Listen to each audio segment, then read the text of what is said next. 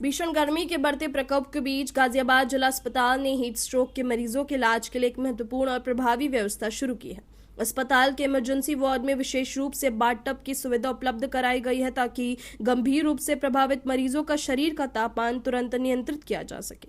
जिला अस्पताल के मुख्य चिकित्सा अधीक्षक डॉक्टर राकेश कुमार ने बताया कि हीट स्ट्रोक के मामलों में सबसे बड़ी चुनौती शरीर का तापमान तेजी से 40 से 42 डिग्री सेल्सियस तक पहुंच जाना होता है।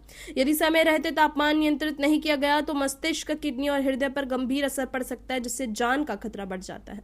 उन्होंने बताया कि ऐसे मामलों में पारंपरिक उपचार जैसे बर्फ की पट्टियां या पंखे से हवा करने की प्रक्रिया में समय अधिक लगता है, जबकि बाथटब में कोल्ड इमर्शन थेरेपी के जरिए मरीज के शरीर को ठंडे पानी में रखकर तेजी से तापमान कम किया जा सकता है।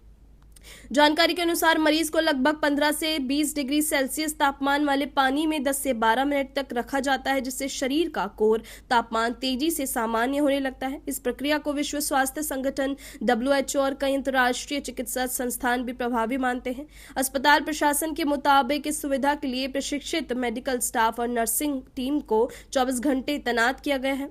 गर्मी के मौसम में रोजाना 5 से 7 हीट स्ट्रोक के मरीज अस्पताल पहुंच रहे हैं, जिनमें सबसे अधिक प्रभावित मजदूर, रिक्शा चालक और बुजुर्ग वर्ग के हैं। CMS ने यह भी बताया कि बाथटब थेरेपी शुरू होने के बाद मरीजों की रिकवरी में सुधार देखने को मिला है। साथ ही परिजनों को भी हीट स्ट्रोक के शुरुआती लक्षणों जैसे तेज बुखार, चक्कर, उल्टी, कमजोरी और बेहोशी के बारे में जागरूक किया जा रहा है ताकि समय रहते इलाज मिल सके। गाजियाबाद जिला अस्पताल की यह पहल अन्य सरकारी अस्पतालों के लिए भी एक उदाहरण बन रही है। प्रशासन का कहना है कि गर्मी बढ़ने के साथ आवश्यक पड़ने पर भी इस सुविधा को और विस्तारित किया जाएगा ताकि किसी भी मरीज को इलाज के लिए इंतजार न करना पड़े और समय पर जीवन रक्षक उपचार मिल सके। बिल्कुल पिछले 2-3 दिन से टेम्परेचर बहुत बढ़ गया है। ऐसे में मरीजों और हमारे जो लोग हैं उनको मेरी अपील है कि वो ऐसे समय में जो दोपहर का जो पीक टाइम होता है 12 से 4 बजे का, उस समय ना निकलें, और अगर वो निकलना बहुत ज़रूरी है तो अपने सर को कवर करके, सर पे कुछ कपड़ा डाल करके निकलें। दूसरा ये है कि पानी ज़्यादा से ज़्यादा पिएं और जो तरल पदार्थ हैं उनका ज़्यादा इस्तेमाल करें।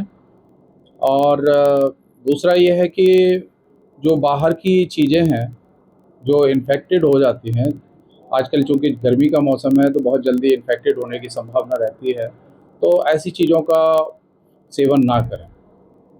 अस्पताल में किस तरह की तैयारी की गई, कौन से वार्ड बनाए गए? हॉस्पिटल में हमारी पूरी तैयारी हो गई है।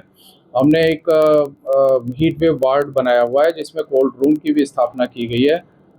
जो भी इस तरीके के जो पेशेंट आते हैं, बेसिकली जो हीट वेव से रिलेटेड हैं, वो उल्टी, चक्कर आना, हाई ग्रेड फीवर, इस टाइप के पेशेंट आते हैं हीट वेव से रिलेटेड, उन लोगों के लिए स्पेशल हमारा हीट वेव वार्ड है जिसमें हमने ये सारी IV फ्लूइड्स वगैरह हैं, इंजेक्शन वगैरह हैं, ये सारी हमने व्यवस्था कर रखी है। सर, कोल्ड रूम के बारे में समझना चाहेंगे, कोल्ड रूम में क्या क्या होता है, बताया बाढ़ का वगैरह रहता है? जी हाँ, बिल्कुल। समझना चाहेंगे कोल्ड रूम में किस तरीके से मरीज को भेजा जाता है, उसकी बात करें। जी हाँ, बिल्कुल। पेशेंट हमारा अगर हीट वेव से रिलेटेड है, हीट स्ट्रोक का है, ज़्यादा अगर पेशेंट कोई गर्मी के मौसम में काफ़ी देर तक अगर मरीज का एक्सपोजर रहता है, तो वैसे पेशेंट के लिए, क्योंकि टेम्परेचर पेशेंट का ज़्यादा हाई ग्रेड का रहता है, तो इमरजेंसी में उसको लाया जाता है। इमरजेंसी के बाद में हम उसको हीट वेव वार्ड के कोल्ड रूम में रखते हैं। वहाँ पे हमारा एक बाथ टब है, तो बाथ टब में उसको रखने के बाद में अपना ट्रीटमेंट स्टार्ट किया जाता है, जिसमें AC वगैरह